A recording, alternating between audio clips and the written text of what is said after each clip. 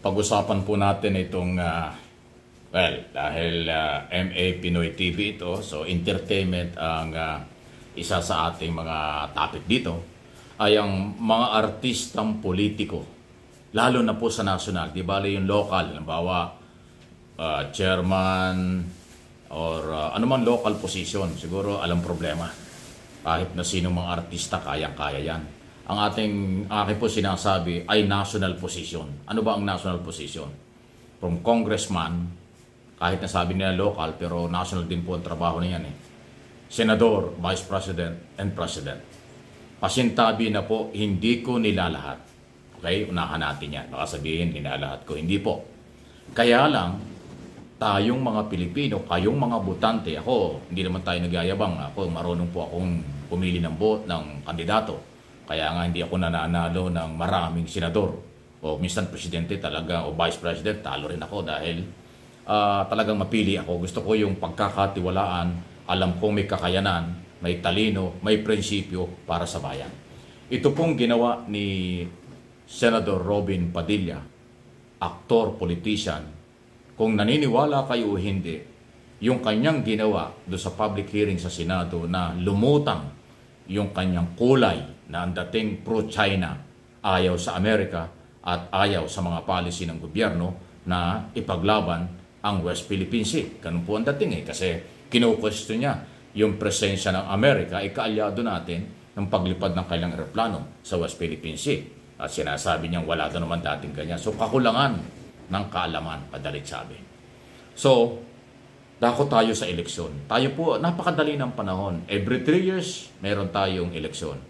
Meron tayo ring national election.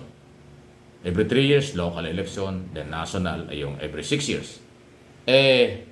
Katulad po ni Senador Padilla. Di ba, kung di ako nagkakamali, ni barangay chairman, hindi yata naging barangay chairman yan eh.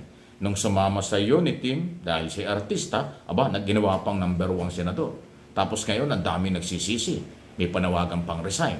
So, maging wake-up call, maging marunong na po kayong mga botante, tayong mga botante. Hindi pwedeng makuha sa kasikatan.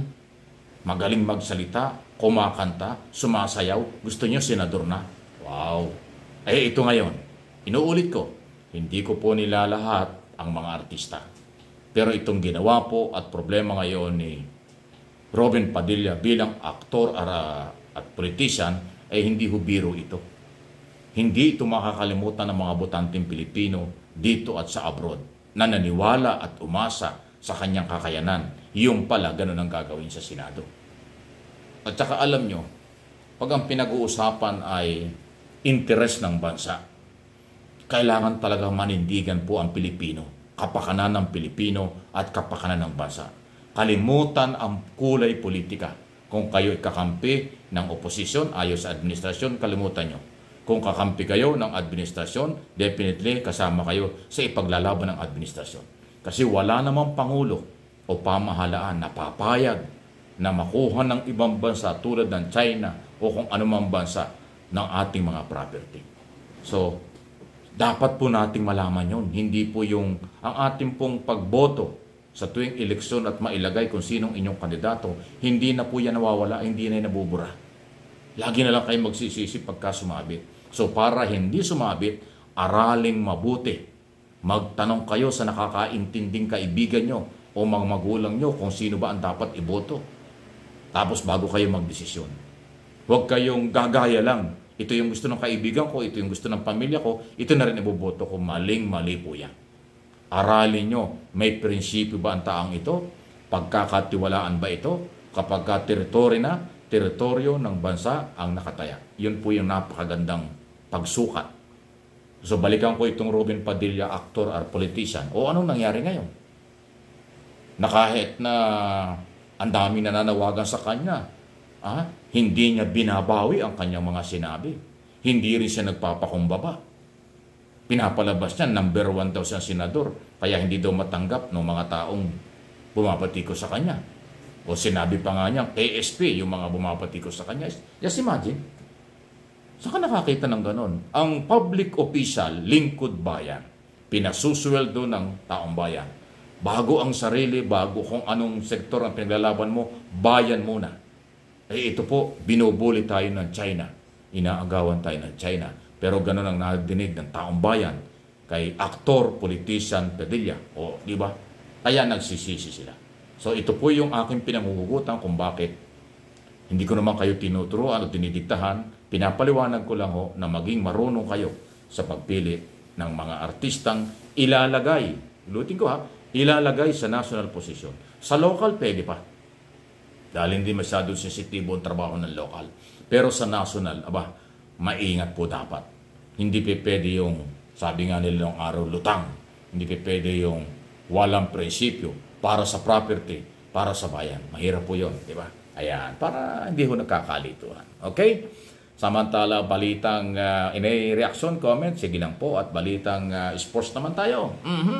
Talaga, napapansin niyo yung mga team sa NBA, kahit na nagpapalit-palit pa ng mga players, pero grabe na ho ang training ng bawat team. Kasi training na po ngayon. Lahat ng mga team, 30 team sa NBA, nagtitraining na sila ngayon. Pagpasok ng first or second week ng October, next week na yan na yung pre-season. Tapos October 24, laban na. Kaya po, dito na natin malalaman ito. Pero, marami pang pwedeng mangyari. Habang papalapit ang opening o kahit na elimination na, marami pang pwede hong magkaroon ng pagpapalit ng mga players. Kaya hindi natin pwedeng panghawakan na kung sino yung mga nandiyan pangalan, yun na yun. Ang Lakers nga halos lahat ng nakuha nila, napakagagaling, mga bata. Pero gusto pang palitan tulad ni Angelo. Di Angelo, Russell, na magaling sa elimination pero sa finals wala siyang naginawa. Kahit na may kontrata na gusto pang ipamigay. So marami pang pwedeng mangyari. Kaabang-abang yan. Yan ang ating pan-relax. Pan-relax ng mga Pilipinong mahilig sa basketball sa buong mundo.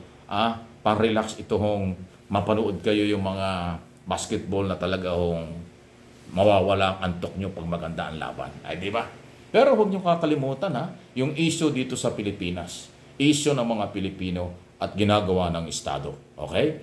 Kaya ang akin pong advice, huwag kayong mawala dito sa MA Pinoy TV, YouTube and Facebook page. Isama ko na rin yung isang channel ko, Mike Abe Opinions, YouTube and Facebook page din po. Laging araw-araw yan ay puno ng mga balitaan kung ano yung totoong nangyayari. With prinsipyo. Meron pang prinsipyo tayong pinaglalaban. Kahit na iilan ang social media na tumatayo tungkol sa isyu ng karapatan ng bansang Pilipinas at ng natin sa West Philippine Sea, hindi po ako aatras dyan.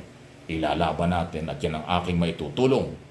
Itong channel na ito at mga channel na aking hinahawakan araw-araw ang makakatulong voluntary sa kaalaman ng ating lahat. Para hindi naman tayo makikipag-away pero may parating ko lang ano ang ating karapatan at obligasyon. Mahalaga po yon sa mga nakakalimot or talagang may kakulangan pa rin ang kaalaman yung iba. Hindi naman nila lahat. Kakaunti na yung ganon, pasintabi na po.